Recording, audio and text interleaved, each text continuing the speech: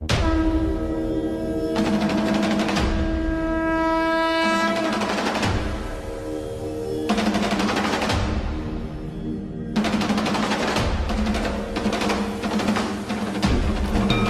हनुमते नमः। श्री राम जय राम जय जय राम। प्रिय मित्रों, जीवन में ऐसे बहुत से कार्य होते हैं कि जिनकी की कार्य सिद्धि करना बड़ा अनिवार्य होता है। जैसे कि पिता को अपने संतान के विवाह आदि। कभी कभी ऐसा होता है कि हम किन्हीं कष्टों में, किन्हीं ऐसे मुकदमों में फंस जाते हैं कि चाह के भी उनसे मुक्ति नहीं होती। तो इस प्रकार के जो कार्य हैं उनके लिए ईश्वरीय उपाय ही सर्वोत्तम है, और उसके लिए उन्हीं से ही प्रार्थना करें अगर हम श्रद्धा और भक्ति सहित पूर्ण आस्था और विश्वास के साथ, तो उनमें अवश्य ही हमें जो है सफलता हाथ लगती है। प्रिय मित्रों, हनुमान चालीसा का एक दोहा है जो कि हनुमान जी के बारे में उनकी शक्ति का परिचय देता है। कौन सो काज कठिन जग माही, जो नहीं हो तात तुम पाही। तो श्री हनुमान जी की वह शक्ति है जिसके बारे में यह बात सभी लोग जानते हैं कि प्रभु श्री राम जी के सभी कार्यों में हनुमान जी का विशेष योगदान रहा है।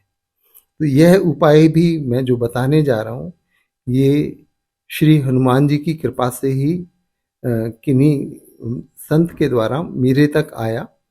उन्होंने ये उपाय मेरे को दिया था, और ये एक अनुभूत प्रयोग मैं बता रहा हूँ जो कि ना सिर्फ मेरे जीवन में बल्कि मेरे द्वारा बताए हुए अनेक लोगों के जीवन में लाभ दे चुका है।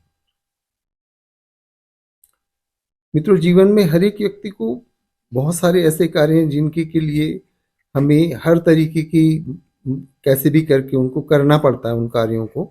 तो पूरा जीवन ही कार्य करने के लिए बना हुआ है, लेकिन कुछ कार्य ऐसे भी होते हैं कि वो ना भी हो तो कोई फर्क नहीं पड़ता। लेकिन कुछ ऐसे कार्य जो कि बिल्कुल अवश्यंभावी रूप से पूर्ण होने चाहिए, तो उनकी सिद्धि के लिए इस प्रयोग का आप लाभ ले सकते हैं। मैं उसका पूर्ण वर्णन आपको करूंगा। जैसे कि मैंने पहले भी आपसे बताया कि मांगलिक कार्य हों, विवाह आदि, तो इस प्रकार के कार्यों में आप इनका प्रयोग कर सकते हैं। मुकदमे आदि में भी आप इसका लाभ ले सकते हैं, लेकिन आपसे मेरा स्पष्ट अनुरोध है कि किसी भी नकारात्मक कार्य के लिए, किसी का अनिष्ट करने के लिए इसका प्रयोग निषेध है।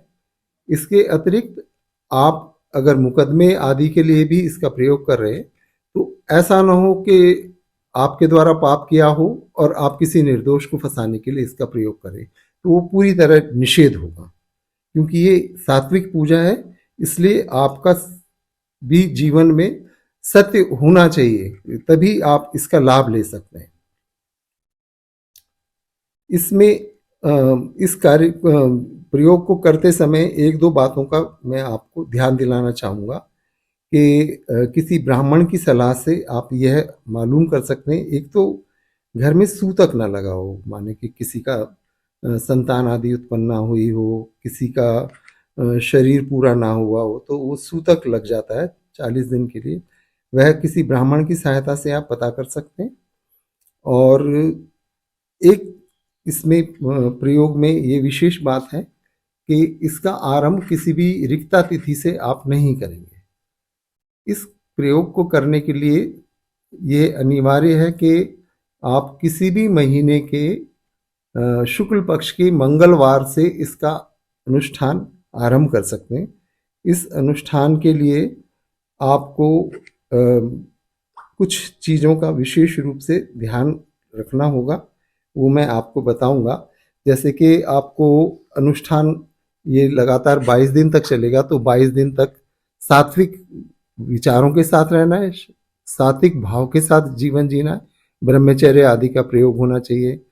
अन्न एक या दो समय ही ग्रहण करेंगे और सात्विक अन्न ग्रहण करेंगे। तो इन सब बातों का आपको विशेष रूप से ध्यान रखना पड़ेगा। अब मैं इसका प्रयोग आपको बतलाता हूँ। तो जिस भी महीने के शुक्ल पक्ष के मंगलवार को आप इसको आरंभ करना शुरू करें, इस प्रयोग को, तो उससे एक दिन पहले आप अच्छा सा 1 पाव गुण साफ सुथरा भुने हुए चने ले लें, आधा पाव, और सवा पाव गाय का शुद्ध घी ले आए घर। घर में ये सब चीज़ें पहले इकट्ठी कर लें। गुड़ के छोटे छोटे 21 टुकड़े बना लें। रुई की 22 बत्तियां लें और शुद्ध रुई से बनी हुई हों, और उनको उस देशी घी में डुबो लें। और इसी प्रकार जो आपने चने लिए हैं वो भी आपको किस प्रकार प्रयोग करने, वह सब मैं आपको बताऊंगा। तो आप एक ऐसे पात्र भी रख लें जिसमें कि आपको मंगलवार के दिन जब आप जाएंगे पहले दिन प्रयोग करने के लिए, तो सुबह प्रातः नहा धो के स्नान करें, ब्रह्म मुहूर्त में उठें और सूर्योदय से पूर्व उठ के अपने को शुद्ध करें अच्छे से नहा के, और उसमें से जो आपने रुई की बत्तियां बना रखी हैं, एक रुई की बत्ती ले लें किसी शुद्ध पात्र में, एक गुड़ के डली ले लें और 11 चने के दाने उठा लें, और इनको लेके आपको किसी भी हनुमान जी के ऐसे मंदिर में जाएं जहाँ पे कि निर्जनता हो। मतलब ऐसा ना हो कि वहाँ भीड़ लग रही हो, आप पहुंचे तो वहाँ बहुत सारे लोग पूजा उपासना में लग रहे हो। तो ये विशेष रूप से ध्यान करना है कि आपके घर से मतलब कम से कम भी 200-400 गज दूर हो घर से, आप वहाँ पे जाएं, निर्जन मिले आपको वह स्थान। विशेष रूप से आपको ये ध्यान करना है कि आपको मार्ग में ना तो किसी से कोई बातचीत करनी है, और ना दाएं बाएं मुड़ के देखते हुए या गाना गुनगुनाते या भजन गुनगुनाते हुए नहीं जाना है। बिल्कुल आप मौन रहेंगे। आपको कोई किसी दिन कोई अपना पहचान वाला मिल भी जाए तो उससे किसी भी प्रकार की आपको राम राम आदि किसी भी प्रकार का या मतलब उसको जवाब भी नहीं देना है, आपको मौन ही रहना है। तो आपको ये विशेष रूप से ध्यान रखना है। आप सीधे मंदिर में जाएंगे, चप्पल जूते बाहर उतार के हनुमान जी के सम्मुख पहुंच जाएं, और जाके पहले ये घी की बत्ती जला दें। उनके सम्मुख 11 चने के दाने और एक छोटी जो गुड़ की डली आपने ली थी उसको सम्मुख रखें, साष्टांग दंडवत प्रणाम करें, और अपनी जो मनोकामना है उसको मन ही मन हनुमान जी के सामने पूर्ण श्रद्धा और विश्वास के साथ भक्ति सहित उनसे अपनी मनोकामना पूर्ण होने के लिए प्रार्थना करें। मन ही मन करना है, बोल के बिल्कुल कुछ भी नहीं करना है। आपको अगर हनुमान चालीसा भी करनी है वहाँ पर तो उसको भी बोल के ना करें, मन ही मन आपको उसका पाठ करना है।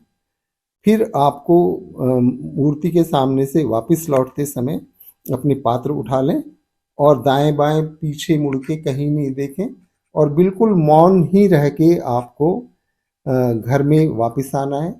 घर में आके आपको राम राम शब्द के उच्चारण के द्वारा कम से कम 7 बार आप बोलेंगे और अपना मौन भंग करेंगे, मौन तोड़ेंगे। और इस प्रयोग को आप 21 दिन तक लगातार करते रहेंगे। रात्रि में सोते समय, सोने से पूर्व आप 11 बार हनुमान चालीसा का प्रार्थना करेंगे, और उसमें अपनी मनोकामना सिद्धि के लिए आप उनसे मन ही मन पूरी प्रार्थना करेंगे। जो भी मनोकामना है, पूरी श्रद्धा और लगन के साथ आप इस कार्य को करते रहें।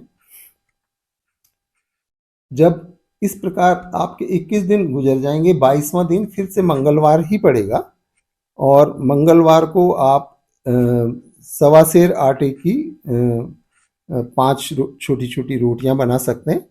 और इसमें विशेष बात यह है कि अग्नि का जो प्रयोग करेंगे वो आप गोबर के उपले से सेक के ही उसको तैयार करेंगे।